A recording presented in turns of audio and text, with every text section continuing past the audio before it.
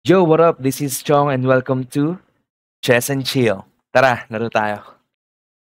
So, ang goal natin is pabilisin lang yung laro, no? Kasi yung una kong upload, 18 minutes. Grabe, ang tagal.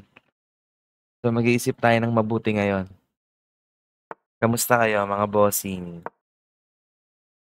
So, sa lahat ng gusto makipaglaro sa akin, guys, paki-follow nyo lang ako sa TikTok and YouTube.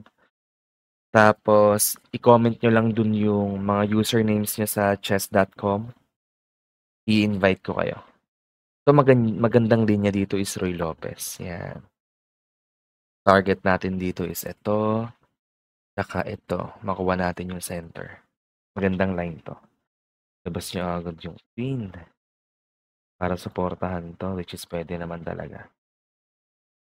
Since ginawa mo yan. Tayo. Casting muna tayo. Tapos ang isusunod natin dyan, C3. Tapos,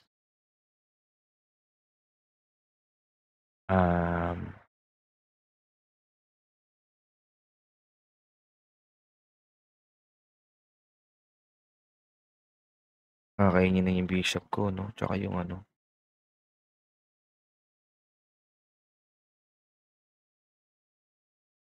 Sacrifice ko na kaya yung bishop, no?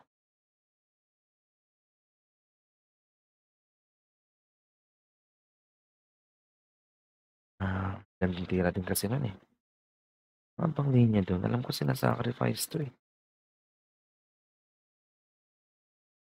Pupunta ron. Kain, tas ito. Ito. Ito na lang.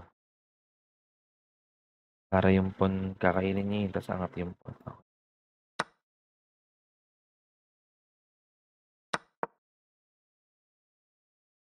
Balik tayo. Ito naman ang target natin. Sacrifice.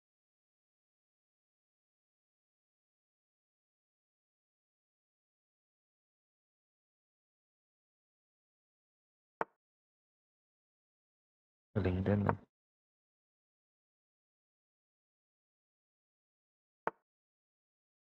Siyempre nakita ko yan. Ikaw naman, no? Check tayo, harang niya yung pawn.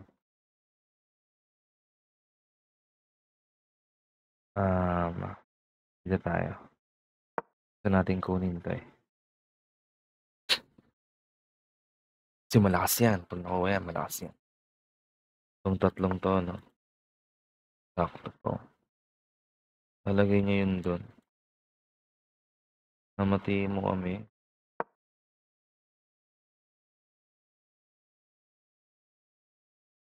Okay lang, lagay niya, no? Winless siya dyan. Pag yan, di mo nakita.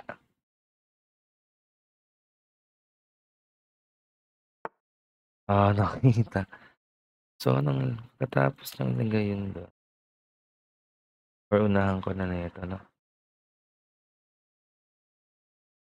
Hindi. Ito magandang tira.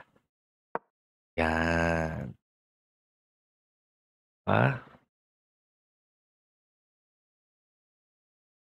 Kasi baka mamaya mabulag siya eh. Ito yung punteriya natin, no? Tingnan natin. Ang galing, nakikita niya. Siyempre, no? Nag-expect ako na hindi, eh, no? Pero at least, ba? Pigilan natin yung pagpunta ng bishop niya dito. Kasi open check ako doon kanina, eh. So, angat pa rin natin to.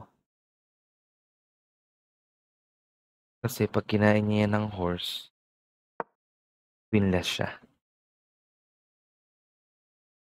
Yun nga lang, pag kinain niya ng queen, lamang siya. Kakain niya ng queen. Yan, katulad niyan. Hindi niya nakita na yan. Trap yun eh. Diba? Galing, no? Hindi niya nakita yon. Kahit ilagay niya to dito, kakain. So, winning na to, guys. parang matutupad yung gusto natin na, maikling oras ngayon 'no. Kasi kahapon 18 minutes yung ano ko, yung na-upload ko. Anyway, subukan natin 'tong pabilisan. Sacrifice natin 'to para makain natin yung horse. Kung 'di naman niya kainin, okey lang din. Tayong kakain ng bishop.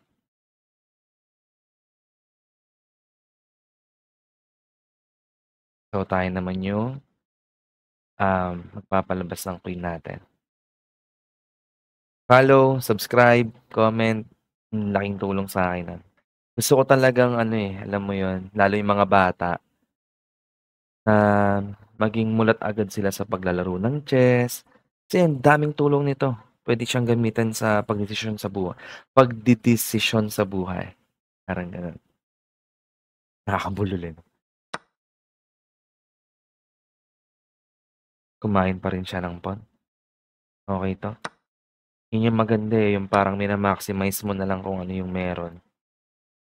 Pero siyempre kakain din tayo ng pawn, unless ibalik niya yun dun. Fo-fork yan, eh. 'To at eto. Pero 'pag binalik niya yun dun, okey lang. Titira natin 'to dito.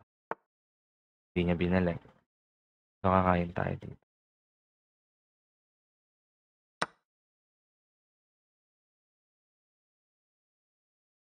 Bigay mo, ito.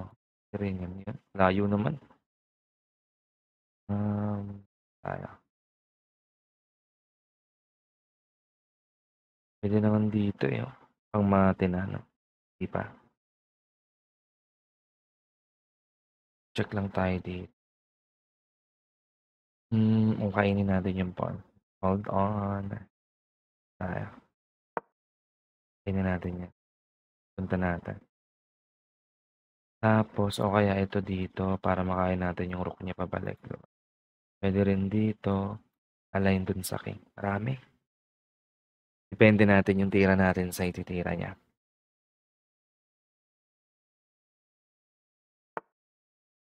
Nagka-casting siya dun,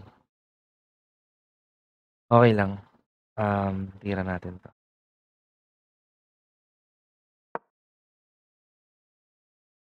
So, kung mag-casting man siya, okey lang 'yan kasi kakainin natin 'to, double check siya.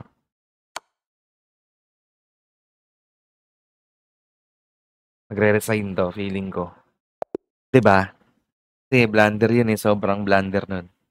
'Yun lang guys, ang galing, ang bilis natin. Siguro mga 4 minutes lang 'tong video na 'to, 5. So anyway, maraming maraming salamat sa lahat ng nanonood at sumusuporta. Maraming salamat, sa pag-subscribe, sa mga magsu-subscribe pa. Follow, share, comments kayo guys. Gusto kong magkaroon ng talagang magagaling na kalaban kasi dun talaga ako matututo, eh. So ayun, yun lang. Maraming salamat ulit and good night. Thank you. Bye.